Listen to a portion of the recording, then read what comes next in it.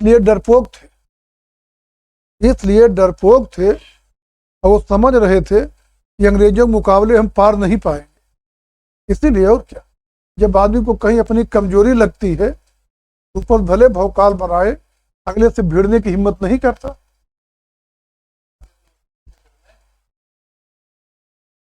तो वो जो लड़ रहे हैं वो एशियाई शक्तियों से लड़ रहे हैं, और ये अंग्रेज का मामला है।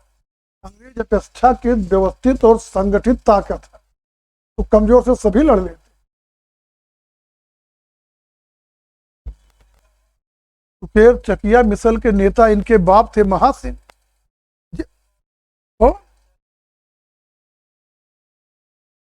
भगत सिंह हो सकता और पहले रहे,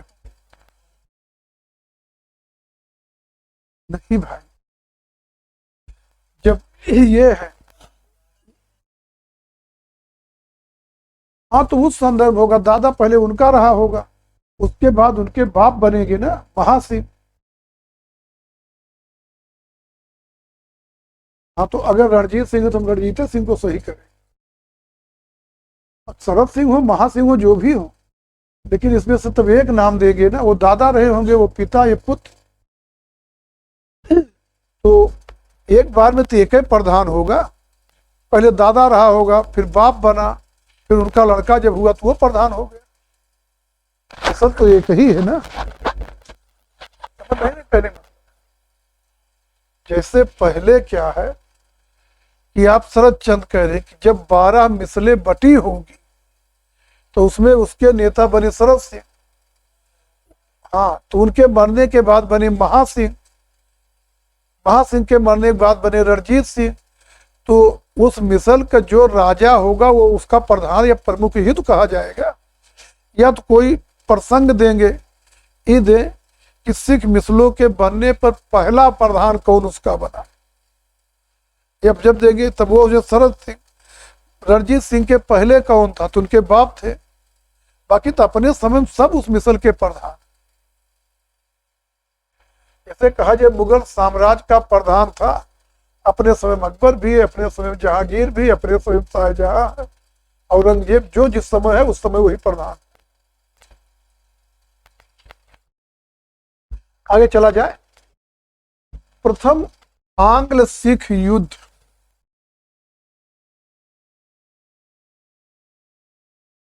आंग्ल सिख युद्ध हम लोगों की टॉपिक है। लड़ा जाएगा 1945 1946 के बीच में, बस समझिए, और कुछ इन सब में नहीं है। आप देखेंगे रणजीत सिंह की पक्षाघात से 39 में मृत्यु हो गई। इसके बाद अयोग्य शासकों का क्रम शुरू हो गया। रणजीत सिंह के बाद खड़ग सिंह शासक बना। 1840 में खड़ग सिंह को पदच्युत कर नौनिहाल सिंह शासक बना। नौनिहाल सिंह की दिसंबर 40 में, उसी सन में, एक गेट का फाटक गिरने से मृत्यु हो गई। इसके बाद शेर सिंह शासक बना, और अंततः सितंबर 43 में, सितंबर 1843 में दिलीप सिंह शासक बना। तो ऐसे चाहे सब याद करिए, रणजीत सिंह के बाद खड़ग सिंह, खड़ग सिंह के बाद नौनिहाल सिंह, नौनिहाल सिंह के बाद शेर सिंह, शेर सिंह के बाद दिलीप सिंह बना। यह इतना बवाल नहीं, केवल दो चीज याद करता है। रणजीत सिंह का उत्तराधिकारी कौन बना? खड़ग सिंह। दूसरे जो है, केवल यह ध्यान रखना है कि रणजीत सिंह के मृत्यु के बाद अयोग्य शासकों का एक क्रम आने के बाद अंततः सितंबर 43 में दिलीप सिंह शासक बने। क्वेश्चन दो ही जगह बनेगा, और ये दिलीप सिंह अंतिम है, तो दो बनेगा। रणजीत सिंह के बाद उनका उत्तराधिकारी कौन बना? खड़क सिंह। अंतिम सिख शासक कौन था? दिलीप सिंह।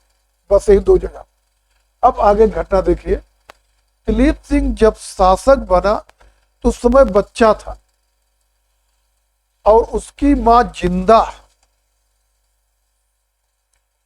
जिंदा को दिलीप सिंह की संरक्षिका और हीरा सिंह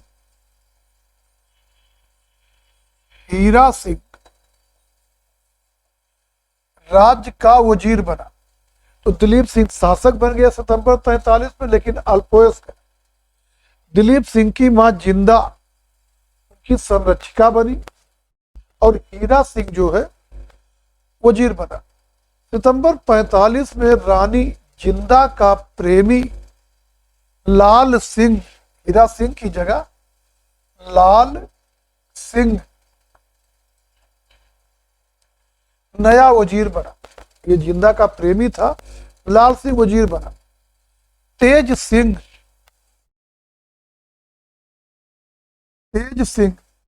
सेना का नया कमांडर बना। तो कुल मिला करके जो है 45 सितंबर 45 में लाल सिंह नया वजीर और तेज सिंह नया कमांडर नियुक्त हुआ। और इस बीच जो राजनीतिक दुर्व्यवस्था चली रणजीत सिंह के बाद, इस समय तक जो राजनीतिक दुर्व्यवस्था 45 तक चल रही है, इसके चलते सिख सेना उदंड हो गई। सिख सेना जो है वो उदंड हो गई। अब लाहौर दरबार सिख सेना पर नियंत्रण रखने में स्वयं को अक्षम पा रहा था और लाहौर दरबार सिख सेना से अपना पीछा छुड़ाना चाह रही है। और उसके लिए उसने सोचा कि सेना को उकसाया जाए कि वो अंग्रेजों से युद्ध करे, और अंग्रेजों के युद्ध में अगर ये विजयी होंगे तो आगे बढ़ेंगे, युद्ध में मस्त रहेंगे, हम लोग लाहौर में आराम से शासन करते रहेंगे। और अगर पराजित हुए तो अंग्रेज पराजित कर देंगे तो कमजोर हो जाएंगे, उनकी महत्वाकांक्षा समाप्त हो जाएगी। तो अब अपनी ही सेना से अपना पीछा छुड़ाने के लिए जो लाहौर दरबार है वो सेना को अंग्रेजों के विरुद्ध भड़काना शुरू किया। और उधर अंग्रेज भी कुछ इस समय ऐसा उत्तेजनात्मक कार्य किए जिससे सिख सेना को विश्वास हो गया कि अंग्रेजों की इच्छा उनका देश माने पंजाब छीनने की है। अंग्रेज सतलज नदी पे पुल बनाने के लिए बंबई में नावें तैयार कर रहे थे, माने बंबई में बड़े पैमाने में नावें बन रही थी। उद्देश्य था सतलज पे पुल बनाना। मुल्तान पर आक्रमण के लिए सिंध में तैयारियां कर रहे थे और उधर उत्तर पश्चिम के जिलों की सुरक्षा हेतु पंजाब से लगे क्षेत्रों में अंग्रेज अपनी सेना को मजबूत कर रहे थे। 1843 में, इसकी थोड़ा पहले घटना है, 1843 में मेजर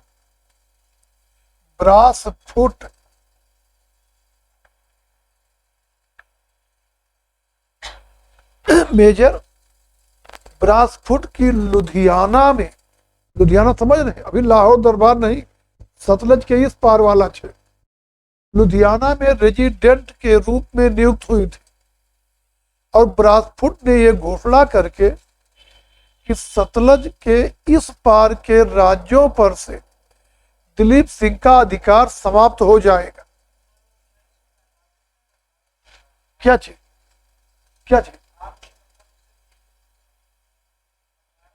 1800 होना चाहिए यहाँ पे चीज 1845।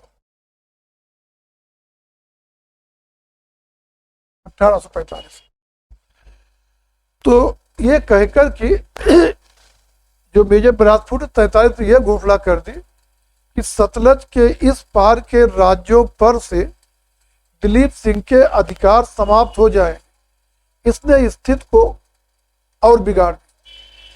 अब उत्तेजित अंग्रेज सेना ने 11 दिसंबर 45 को 11 दिसंबर 1845 को हरिके और कसूर, ये दो स्थान है, हरिके और कसूर के बीच सतलज नदी को निर्विरोध पार कर लिया। और जब सतलज को पार किया मतलब इधर आ गया सिस सतलज में, पूर्वी पंजाब। और आनंदपुर सोढ़ी के गुरुद्वारे के महंत के मामले में सिख सेना ने हस्तक्षेप किया। इसी घटना से 13 दिसंबर 45 को 13 दिसंबर 1845 को हेनरी हार्डिंग ने सिखों के विरुद्ध युद्ध की घोषणा कर दी। युद्ध क्लियर हो गई होगी। जब उत्तेजित जो सिख सेना थी 11 दिसंबर को हरके कसूर के बीच सतलज पार करके आनंदपुर सोढ़ी के गुरुद्वारे के महंत के मामले में हस्तक्षेप किया।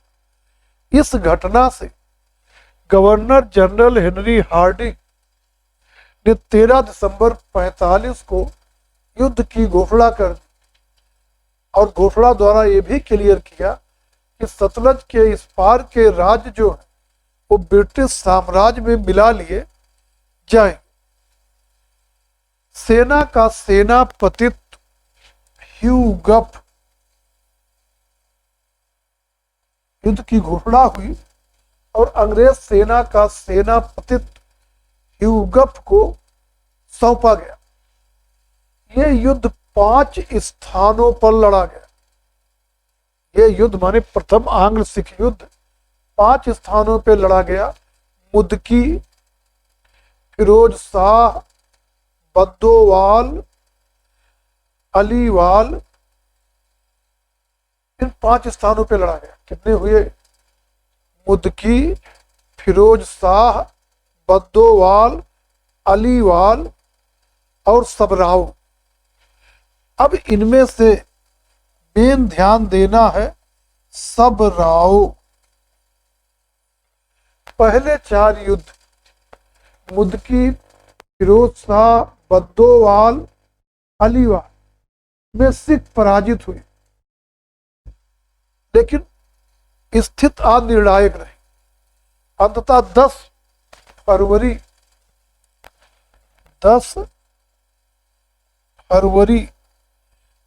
1846 आ जाए, फरवरी आ गया। 10 फरवरी 1846 को सबरावों की अंतिम लड़ाई हुई। इस लड़ाई में सिखों की निर्णायक पराजय हुई और सिखों की पराजय का कारण था सिख सेनापतियों तेज सिंह आदि के द्वारा अपनी ही सेना के साथ विश्वासघात करना, अपनी ही सेना के साथ विश्वासघात करना। और आप कहेंगे लगभग सभी बड़े सेनापतियों ने सेना के साथ विश्वासघात किया, एकमात्र शाम सिंह के अपवाद को छोड़कर, यही शाम सिंह एक सेनापति था जिसने ईमानदारी से युद्ध किया, बाकी सब ने विश्वासघात किया। अब जब अपने सेनापति अपने सेना के साथ विश्वासघात करेंगे तो पराजय तो क्लियर थी। तो जो प्रथम आंग्ल सिख युद्ध 45-46 में लड़ा जा रहा, इसमें सिखों की पराजय का कारण सिख सेनापतियों का विश्वासघात था। और देखेंगे इसी युद्ध में विजय के बाद सेनापति ह्यूगफ साथ ही गवर्नर जनरल हेनरी हार्डिंग दोनों को ब्रिटिश सम्राट ने लॉर्ड की उपाधि प्रदान, लॉर्ड। अब सेनापति जो है ह्यूगो लॉर्ड ह्यूगो हो जाएगा। इसी तरह हेनरी हार्डिंग होगा, लॉर्ड हेनरी हार्डिंग हो जाएगा। अब आगे हम लोग देखेंगे, इस तरह सिख सेना 10 फरवरी को निर्णायक रूप में विजयी हो गई। इसके बाद 13 फरवरी को 13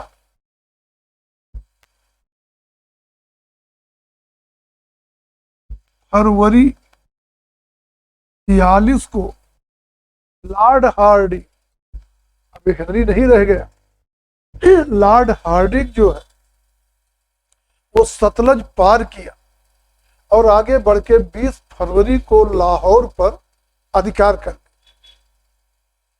9 मार्च 1846 को 9 मार्च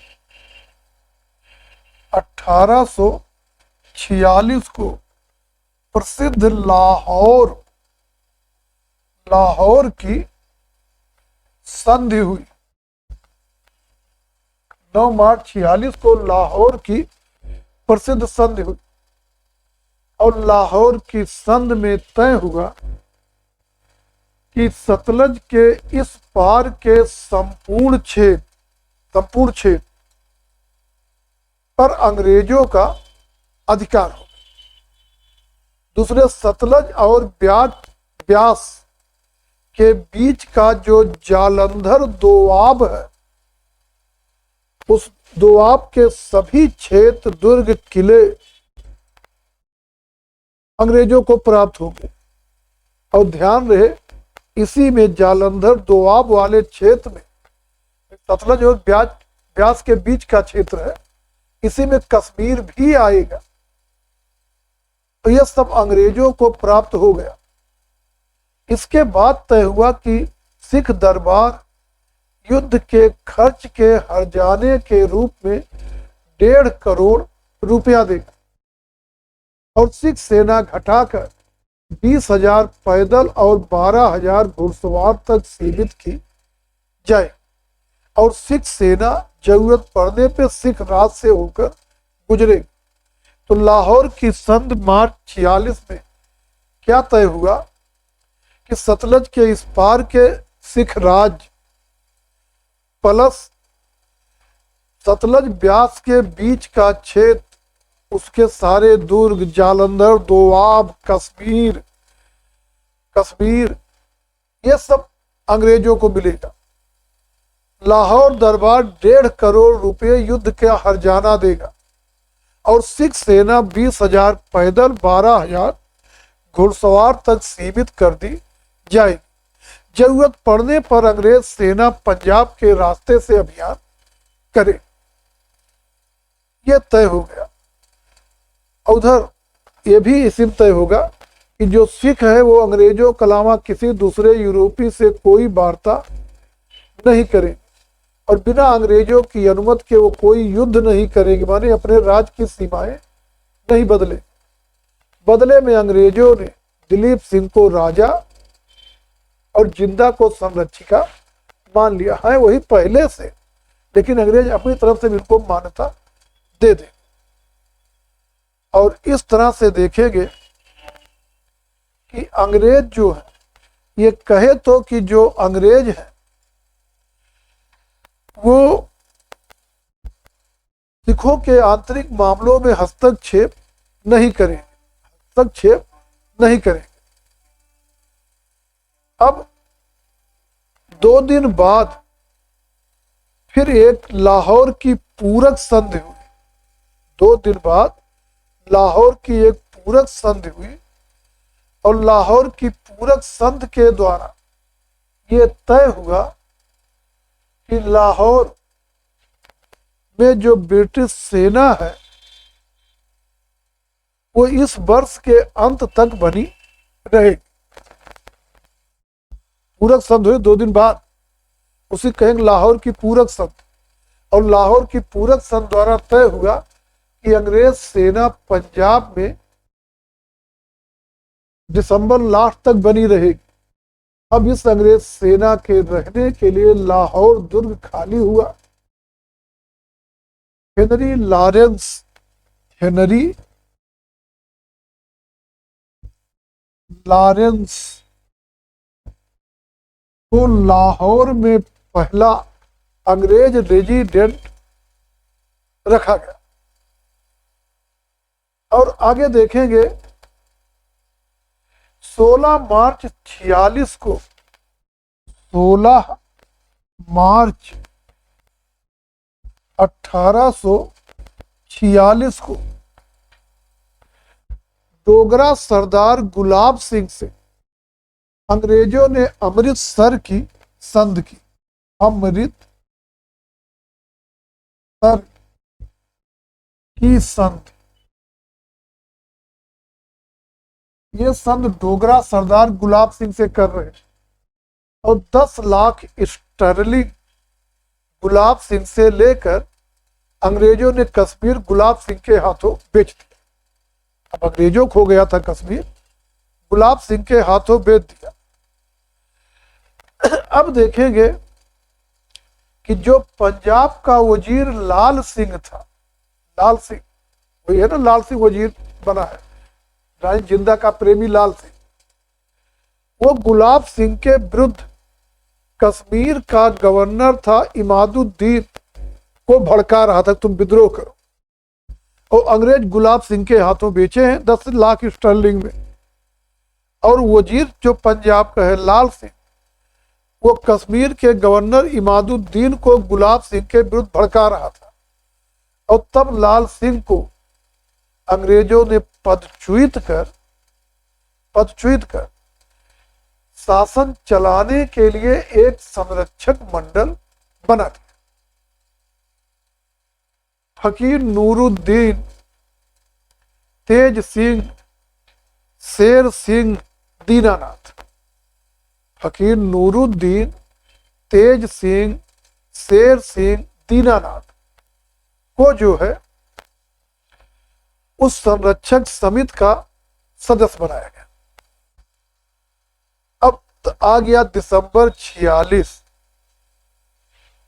और लाहौर की पूरक संध के अनुसार अब अंग्रेज सेना को लाहौर छोड़ के चले जाना चाहिए, लेकिन अंग्रेज है वो हर काम कर्म से करते, इकट्ठे नहीं करते। फिर 16 दिसंबर 46 को, 16 दिसंबर 46 को भैरावल की संध हुई, भैरावल की संध हुई। और भैरावल की संध में तय हुआ कि अंग्रेज सेना लाहौर में आगे भी बनी रहेगी और यह तब तक रहेगी कि जब तक दिलीप सिंह वयस्क नहीं हो जाए। और दिलीप सिंह वयस्क होते 4 दिसंबर 1854 को। एक वक्त जब तक महाराजा वयस्क नहीं हो जा रहे तब तक शांत व्यवस्था बनाए रखने के लिए अंग्रेज कभी ये कहे नहीं अपने हित के लिए ये कर रहे, वो आपके हित के लिए कहकर सब करेंगे। जब तक महाराजा वयस्क नहीं हो जाते तब तक पंजाब में शांत व्यवस्था बनाए रखने के लिए ब्रिटिश सेना यहाँ पे बनी रहेगी। और इस सेना के खर्च के लिए लाहौर दरबार 26 लाख रुपए देगा, वार्षिक होगा 26 लाख रुपए वार्षिक देगा। और ये स्थित रही। अब यहीं पे समाप्त हुआ प्रथम आंग्ल सिख युद्ध। समझ में आ गया होगा। अब हम देखेंगे द्वितीय आंग्ल सिख युद्ध 1848 से 1849।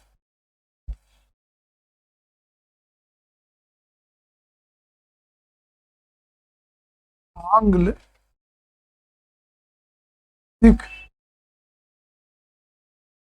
युद्ध 1848 से 1849। आप देखेंगे कि लॉर्ड हार्डिंग ने पंजाब में जो व्यवस्था बनाई थी वो अव्यवस्था अस्थायी साबित हुई।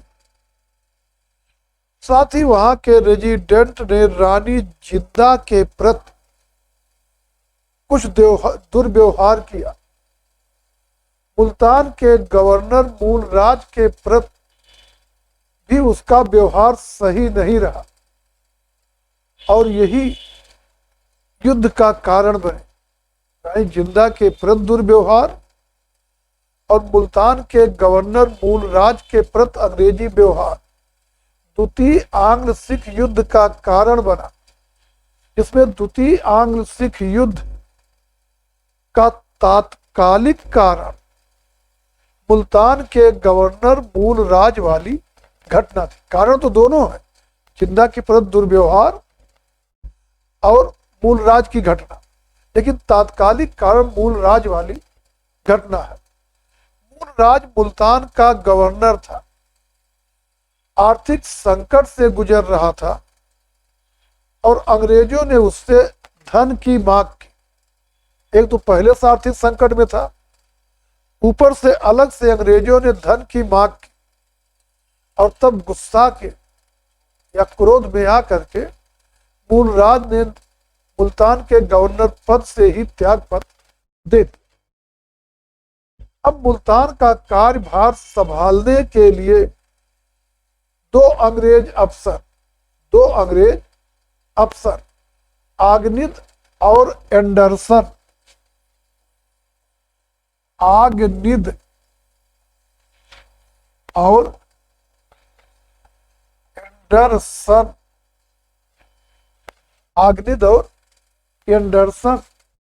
के साथ काहन सिंह को भेजा गया। काहन सिंह को अंग्रेजों ने मुल्तान का गवर्नर बनाया और इन दो अंग्रेज अधिकारियों के सेना के साथ भेजा, जाइए इसे मुल्तान के गवर्नर का कार्यभार संभलवाइए। 20 अप्रैल 1848 को दोनों अफसरों को मुल्तान में मार दिया गया। इसके बाद हजारा का गवर्नर छत्तर सिंह अटारी वाला के पुत्र शेर सिंह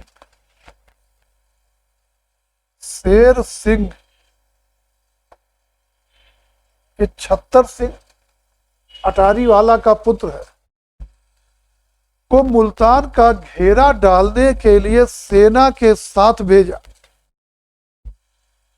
सितंबर 1848 में शेर सिंह जब मुल्तान पहुंचा तो ये भी अपनी सेना के साथ मूलराज के पक्ष में मिल गया। मूलराज के विद्रोह का दमन करने के लिए इसे भेजा गया था और ये मूलराज के पक्ष में मिल गया। अब जो सिख थे, मूलराज तो मुसलमान था तो उसके पास कम इकट्ठा हो रहे थे। अब जो सिख जितने विद्रोही प्रवृत्ति के हैं वो सब शेर सिंह के आसपास इकट्ठा होने लगे और मुल्तान के विद्रोह ने राष्ट्रीय विद्रोह का रूप धारण कर लिया। उधर अफगानों को पटाने के लिए, अफगानों को अपने पक्ष में करने के लिए सिखों ने पेशावर कहा कि आप लोग अधिकार कर लें। मैंने पेशावर जो अफगानों को दे दिया ताकि जो अफगान है वो युद्ध में अंग्रेजों के विरुद्ध पंजाबियों की माने सिखों की मदद करें। और अब इस स्थिति में गवर्नर जनरल है लॉर्ड डलहौजी। लॉर्ड डलहौजी चाहता तो पहले भी अभियान कर सकता, वो जानबूझ के नहीं कर रहा था। और वो सोच रहा था ये लोग और विद्रोह करें और विद्रोह भड़के 10-20 अधिकारी को और मारे, ताकि जब वो अभियान करके पंजाब को विजित करे तो कोई ये कहने के ना कह सके कि डलहौजी ने गलत ढंग से पंजाब पे आक्रमण करके उसे अधिकृत कर लिया। और जब स्थिति थोड़ा सी सीरियस हो गई तब 10 अक्टूबर 48 को 10 अक्टूबर 1848 को डलहौजी घोषणा करेगा, महाशयों, पंजाब ने हमें सिख के लिए पंजाब ने हमें युद्ध के लिए ललकारा है और उसे युद्ध मिलेगा, बलपूर्वक मिलेगा। और यही डेट द्वितीय आंग्ल सिख युद्ध की आरंभिक डेट में, यहीं से द्वितीय आंग्ल सिख युद्ध की शुरुआत मान लिया जाएगा। नवंबर 1848 में लॉर्ड गफ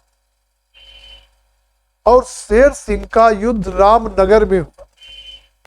लॉर्ड गफ और शेर सिंह का रामनगर में युद्ध हुआ, उसका कोई परिणाम नहीं निकला। इसके बाद सिख चिलियानवाला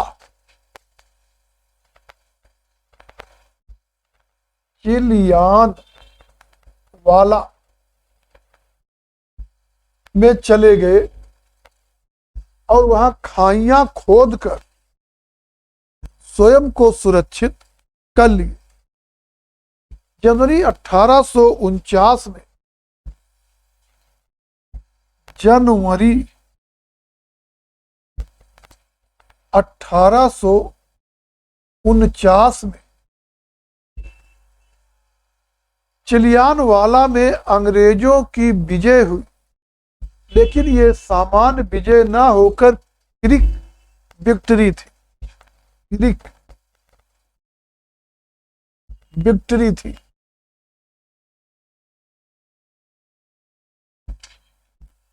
पिरिक विक्ट्री थी। पिरिक विक्ट्री का मतलब है जीते अंग्रेज ही है, लेकिन विजय पिरिक विक्ट्री है।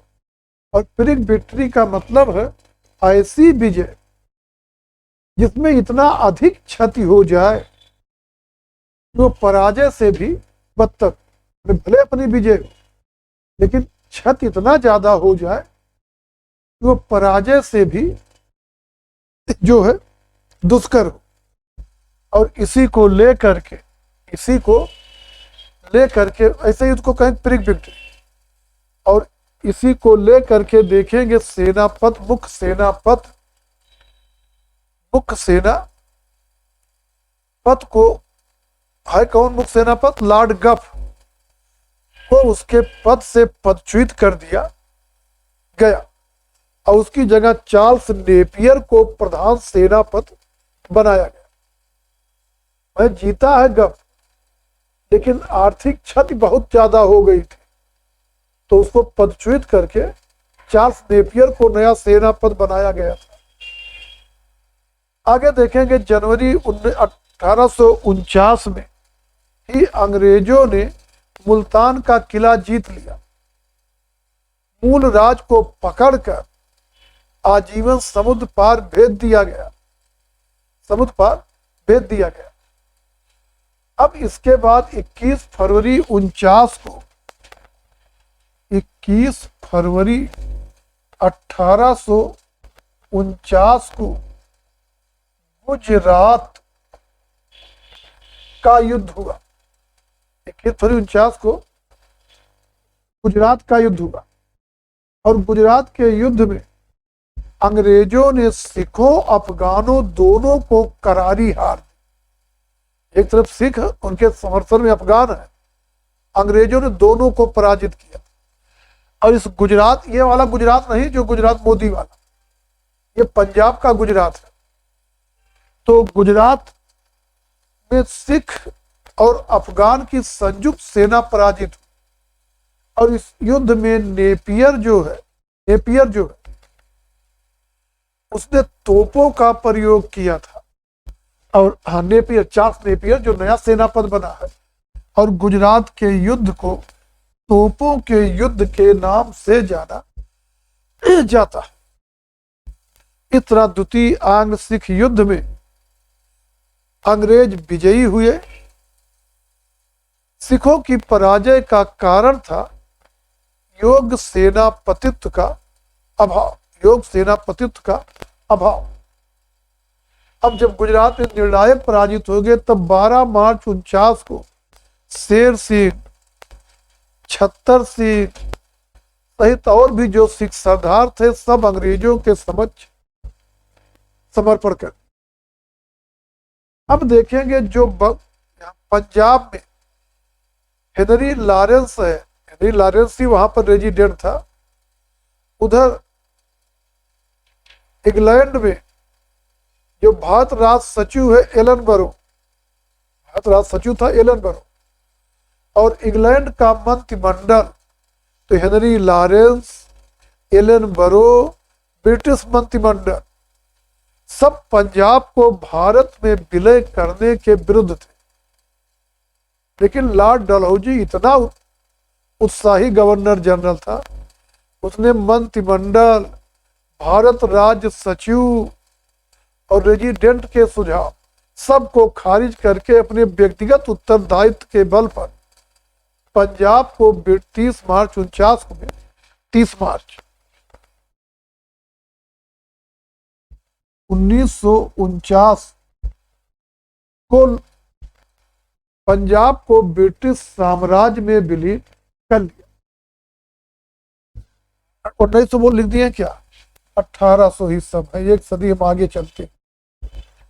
1849 को पंजाब को ब्रिटिश साम्राज्य में विलीन कर लिया। दिलीप सिंह के पास ही था कोहिनूर हीरा, याद आया होगा, सुजा लेकर आया था, रणजीत सिंह को दिया था। और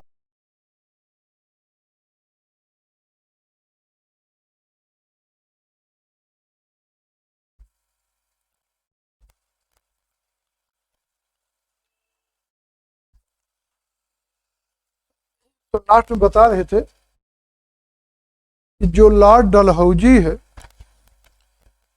उसने हेनरी हार्डिंग, एलन बरो, ब्रिटिश मंत्रिमंडल इन सब की परवाह ना करके, ये सब पंजाब विलय के पक्ष में नहीं थे, अपने व्यक्तिगत उत्तरदायित्व पर 30 मार्च 1849 को पंजाब को ब्रिटिश साम्राज्य में विलीन कर लिया। और पंजाब के जो शासक दिलीप सिंह हैं उन्हीं के पास कोहिनूर हीरा था, उसे दिलीप सिंह से लेकर इंग्लैंड में महारानी के पास भेज दिया। दिलीप सिंह अभी बच्चे थे और कहा गया कभी आपकी उम्र पढ़ने लिखने की है, शासन करने की नहीं।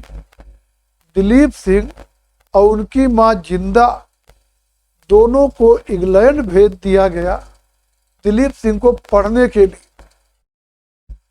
और वहां पर दिलीप सिंह इंग्लैंड जब गए थे तो वहां पर एक क्षेत्र है नारफाक, नारफाक,